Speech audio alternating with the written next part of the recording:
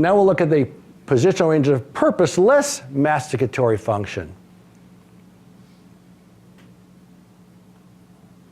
Let's say we want our patient to go into a protrusive movement. Now, usually protrusive, the lateral pterygoid provides translation. Is that what we're going to get? But if we say, I want to see your patient in protrusive movement, show me right now, Dr. Boyd, on your articulator or on your patient. The patient will protrude and we have their incisal edges still touching. That's called protrusion as a functional movement. That doesn't happen in mastication. What are you doing? What purpose does that serve? But it's a parafunctional move that happens when people are asleep sometimes. We've just flip-flopped some of the terminology, so we don't look for that. We don't assume that could be pathologic because we called it functional movement. So in protrusion, if a protrusive resistance sometimes ends up, these incisors are still engaged.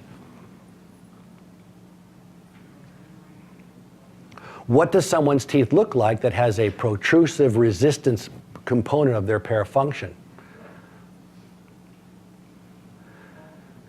The terminology of constricted envelope of function is completely misleading because nobody chews like that. They'll say he chews like a rabbit.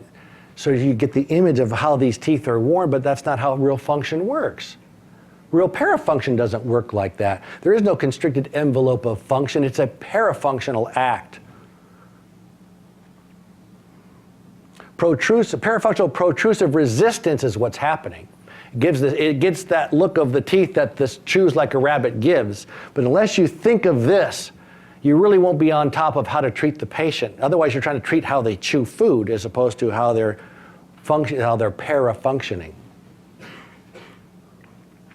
So if someone didn't have any incisal overlap at all, sometimes that creates a natural barrier and the patient's their condition tends to go there in these protrusive parafunctioners. What if there was no incisal overlap at all, like a class 3 patient, incisal edge-to-edge patient, a flat plane splint patient that wasn't a flat plane splint patient a week ago, but you just gave them one. And here is the purposeful condylar position, edge-to-edge. There's no reason to go beyond that. Parafunction doesn't care. It's out to make you look bad. It will do to that patient whatever it needs to do to make the patient hurt and to make you look like an idiot because you can't figure it out. In protrusion like this, you can get posterior contact, you get joint strain, it's terrible. And interestingly, when someone protrudes, their ability to contract the elevator starts to go down. It's a little less efficient. I haven't done all the reading on that yet, but you'll find that I think that's one of the cool things about apnea devices. As they open and are more protruded, the elevators are not as intense as they could be.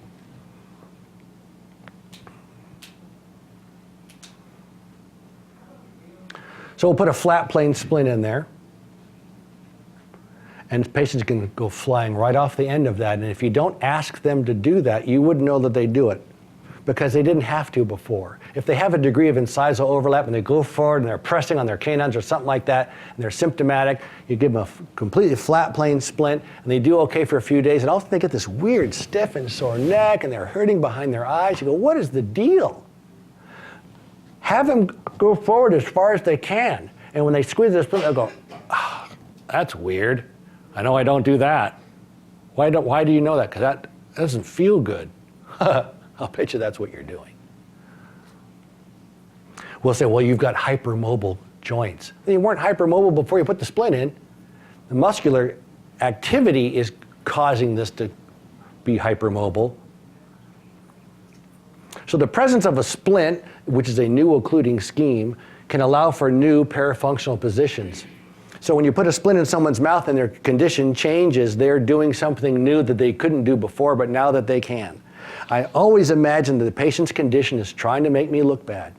And when the patient tells me, well, I think that maybe if you could just make this a little thicker, and I say, you know, your condition just told you, tell him to make it thicker, because that will really make you feel worse, and he'll probably do it. Because you want to do whatever the patient says, because they're not feeling good now, and you want them to like you and want to do the right thing. I say, you know what your condition just told me to do? Oh man, if I do that, we're in trouble. Oh, okay. So you just made them a splint.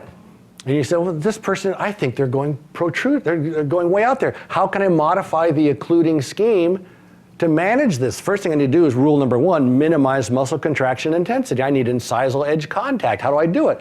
Well, I can make it a big, huge extension on this thing. Well, that'll work. But it just looks kind of dumb because they got this plate sticking out of their mouth for these intense protruders. And I've made them that way. That's the working part right there. We need to get incisal edge contact. Perhaps we don't have to stick with a maxillary splint. If you made something on the mandible, that might look and work better. You'll get incisal edge contact in protrusive. There's rule number one accomplished, minimize muscle contraction intensity.